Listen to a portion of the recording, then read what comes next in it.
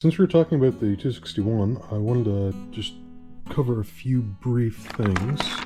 Regarding the air filter, all I ever do is blow these out.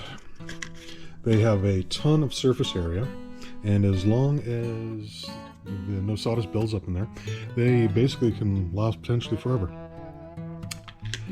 I can't imagine any scenario where I would need a high pass air filter, like I want an air filter to do its job and clean the air before it makes it to the carb. Anything high pass is either going to increase the size of the filter to allow more air through, or increase the micron size of passage through, in which case smaller particles of dust will get in and gum everything up. Would not recommend that. Regarding the decomp button and the decomp button delete, you'll see here I deleted the decomp button. And there's a plug that you have to order. They're dirt cheap. I can't remember how much I paid, but it was under $1 a plug. And part of the plug is there's a sealing washer, a crush washer with it, and they seal everything up nice and tight. The reason I do this is evident right here. You see two decompression valves, one of which has a ton of carbon built up on the exterior, and that is after I've cleaned it. Both of these were, the amount of carbon on it was absolutely ridiculous. As to how to, you use a deep socket. In this case, a 13 mil or ½ inch. And it's just swap one out and reinstall the plug. Just a little bit more FYI type stuff. Saws are air cooled, so obviously these fins are critical to cooling the saw. The last saw that I happened to work on for a guy came in so covered in grime and whatever else, I flat out knew that he only ever ran his saw in winter. And when I mentioned that to him, his question was, how do you know that? I'm like, well, if you ran your saw in summer, it would have caught fire. So yeah, keep those clean as much as possible. I usually don't bother with them that much when I'm up in the woods, but every time I blow out my air filter, I always make sure I give these a blow off with my compressed air to hopefully maintain a semblance of normalcy about them and keep the cooling efficiency, and hopefully minimize the amount of pitch buildup and dust buildup, flammable stuff. The other thing that I always do, every time I fill up, I don't care if you have this style cap, the skin caps, whatever else, I always clean the area before I open it up. Then with this particular style cap, I'll also clean, give a little blow inside, open it up, give another blow, and then before I fill anything, I actually go in with my finger and get all of the little tiny bits of dust out. This style cap has an O-ring, and I've heard a lot of people mentioning how their caps leak and they lose bar oil or gas.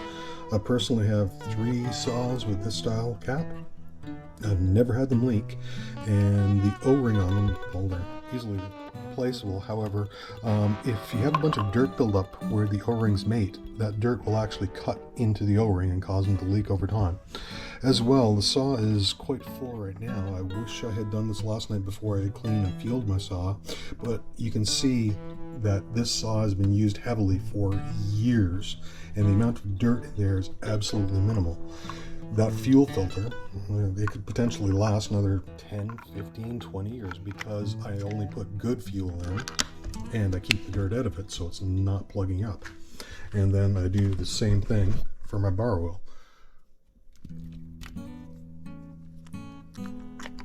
Because down there, again, can't see because it's full of fluid, there is another screen filter to make sure that there's no dirt getting into the pump.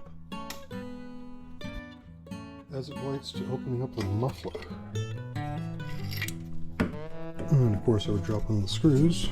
You can see here, I just barely opened a pipe that allows a little bit of exhaust to go directly out of the exhaust port.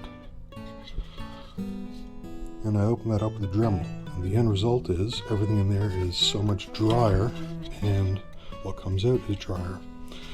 You notice in here I do keep the spark arrestor in place due to I don't want to start a forest fire. That's what it comes down to. The size of this hole is critical. You can't just hack and slash your muffler up and expect your saw to run properly. It won't. As it relates to chain, This is what I'm talking about with skip tooth, correction, full chisel. You see the working corner, the top plate, and the side plate, and the raker. The raker does two things. It cleans any detritus left over in the cut as it's going through from the previous tooth, as well as it sets the amount of this tooth that engages into the cut, right? So your height of your raker is important to a good cut. You could have this as sharp as can be, and if your raker is too high, your chain is not going to cut well. Conversely, if you have this set too low and you have this as sharp as it can be, your saw is going to bog out in the cut. Right now I have these set for summer softwood,